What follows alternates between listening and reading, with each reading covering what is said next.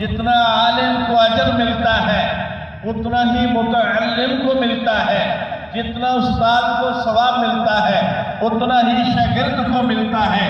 آنے والا جو جملہ ہے نبی علیہ السلام نے فرمایا وَلَا خَيْرَ فِي سَائِرِ النَّاسِ، باقی لوگوں میں خیر نہیں ہے، خیر صرف انہی میں ہے۔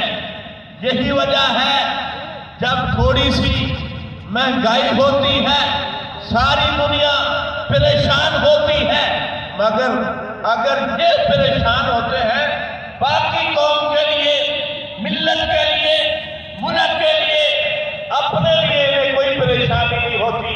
اس کی وجہ یہ ہے کہ رسول اللہ صلی اللہ علیہ وسلم کی سینکڑوں دعائیں ان کے حق میں ہیں۔ یہ ان ساری قوم کا رسول اللہ کی دعاؤں کا مصداق یہ لوگ ہیں۔ رسول اللہ صلی اللہ علیہ وسلم کے فرمان پر یقین کامل رکھ کر اس میدان میں انہوں نے قدم رکھا ہے۔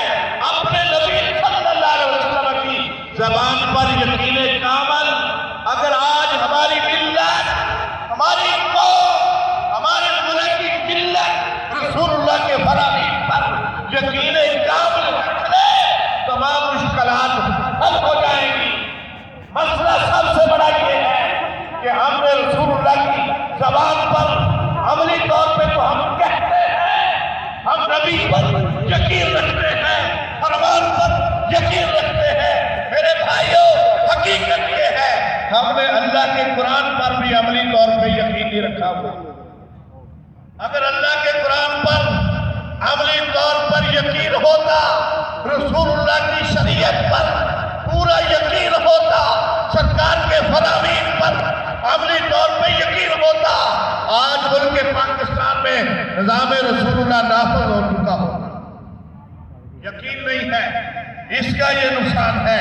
یہ وہ قوم ہے جو تیار ہو کر معاشرے میں جا رہی ہے، جن کا یقین ہے اللہ کے قرآن پر بھی، مصطفیٰ کریم کے فرمان پر بھی، تو نبی علیہ السلام کا فرمان ہے وَلَا خَيْرَ فِي سَائِرِ النَّاسِ، خیر انہی میں ہے، برکت انہی میں ہے۔